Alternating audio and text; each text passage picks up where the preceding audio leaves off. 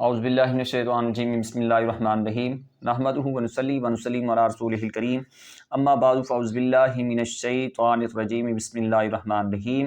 سامعین ذوقار، ہم علم و صرف بیان کر رہے تھے اور آج بھی اللہ رب العزت کے کرم و توفیق سے علم و صرف بیان کیا جائے گا۔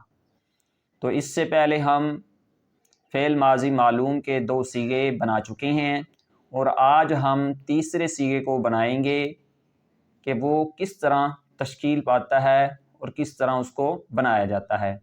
تو دارابو کو دارابا سے بنائیں گے۔ واو ساکنہ علامت جمع مذکر اور ضمیر فاعل ماقبل کے ضمہ کے ساتھ اس کے آخر میں لائیں، تب دارابا سے دارابو ہوا۔ تو دعا ہے کہ اللہ رب العزت کی ذات ہم سب کو علم و صرف کو سمجھ کر قرآن پاک کو سمجھنے کی توفیق عطا فرمائے۔ آمین وآخر دعوانا الحمدللہ رب العالمین۔